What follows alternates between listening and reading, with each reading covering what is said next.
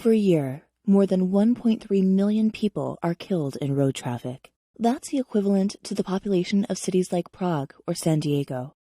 That's one person killed every 25 seconds somewhere on our planet. Traffic is currently the #1 cause of death worldwide for young people aged 5 to 29. More people die in traffic than from tuberculosis. Crashes will kill another 15 million people over the next 10 years if nothing changes. To die in traffic is nobody's fate. People used to believe that the plague was destiny. Then they recognized the root causes and eliminated them. Road deaths are entirely preventable, like most diseases. Once we accept that and act on that, we can really combat fatal crashes.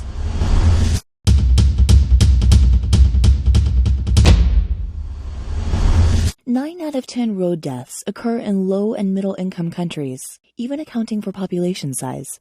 10 times more people die on South African roads compared to Norway. Rapid motorization in the global south is one reason.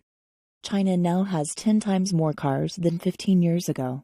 Nigeria quadrupled its car fleet from 2015 to 2018. The road networks have not kept up.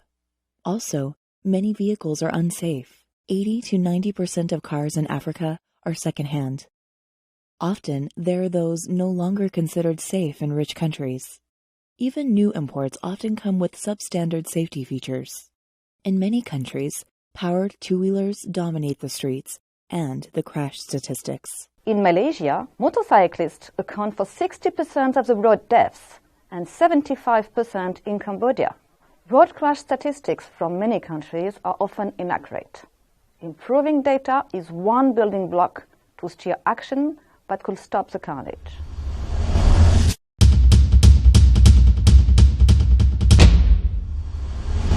Road deaths and injuries cost rich countries around 3% of GDP. For low-income countries, it can be twice that much. In Europe, it amounts to twice the European Union's budget. Crashes that kill or maim for life cause untold human suffering. They also make us all poorer. Victims often can't work fully anymore and contribute to general prosperity. Society bears huge costs to pay for long-term medical care. Countries that do not invest in road safety actually forgo potential economic growth. Effective road safety measures are actually a very good deal. The International Road Assessment Program calculates that an investment of $1 in road safety improvements generates a return of $8.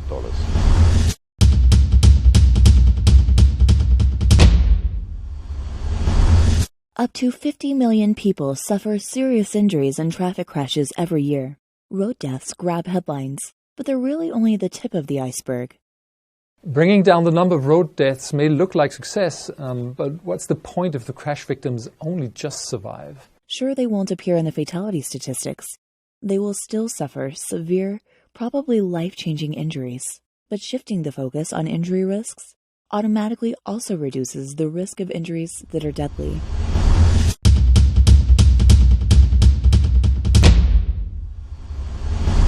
The human factor is involved in 90% of crashes.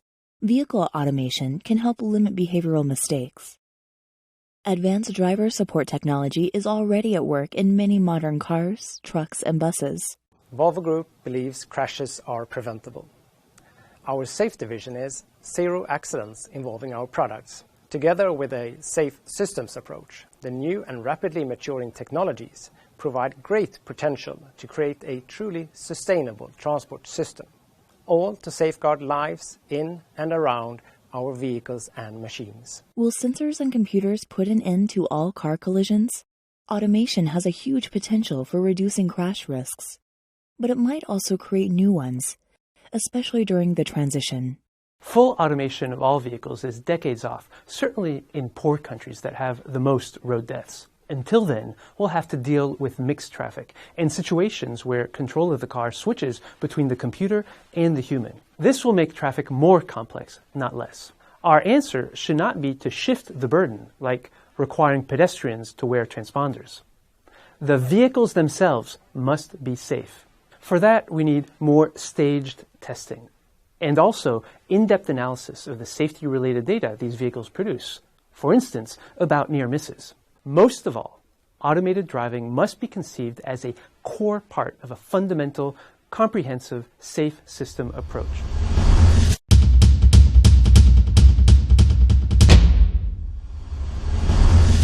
% of traffic deaths in cities are pedestrians and cyclists. The risk of vulnerable road users to die in urban traffic is 10 times that of car passengers. City traffic should be safe for everyone.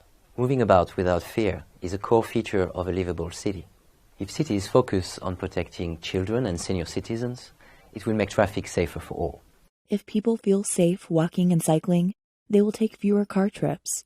In 2015, Oslo decided to invest heavily in pedestrian and bicycle-friendly infrastructure.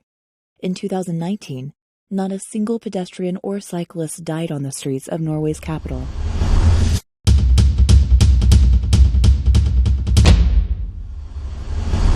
A pedestrian hit by a car driving 30 kilometers per hour has a survival chance of 90%. At 50 such a crash is like a fall from a third-floor window. The survival chance is less than 50%. The human body can sustain only a limited amount of kinetic energy. Beyond that, injuries occur. The obvious answer is speed management. 30 should be the maximum speed where cars, cyclists, and pedestrians mix. But there are more tools than speed limits. How we train drivers, enforce rules, and design roads. Roundabouts force drivers to slow down, for instance. They also have fewer points of conflict and make collisions at dangerous angles almost impossible. There is now ample evidence to show that a reduction of just 1% in the average speeds of vehicles lead to a reduction of 4% in the number of fatal crashes.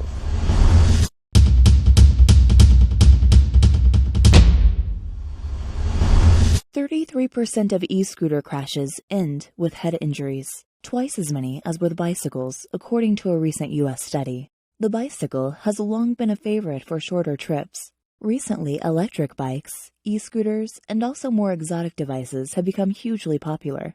Are they the future of urban mobility or safety risks on wheels? Innovations in micromobility may bring new crash risks, but if we understand those risks, we can counter them. 8 out of 10 fatal crashes with microvehicles involve cars. So micromobility requires protection, its own protected street space, or traffic calming, where all vehicles must share the space.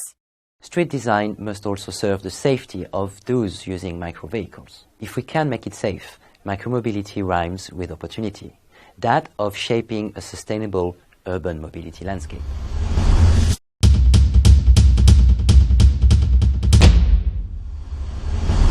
Zero deaths on our roads is the vision we must aim for. It is unacceptable that anyone should lose his or her life as the price for other people to get from A to B. Are zero road deaths possible? It's a vision, and I am optimistic. A vision makes us think about what needs to actually happen so we get there. It changes our mindset. And the truth is, we have become far too complacent about road safety. We have accepted it as normal that people die in traffic. But our starting point should be that crashes must never be deadly, even if someone makes a mistake. If we transform our human mobility based on this idea, what now seems utopian comes into reach.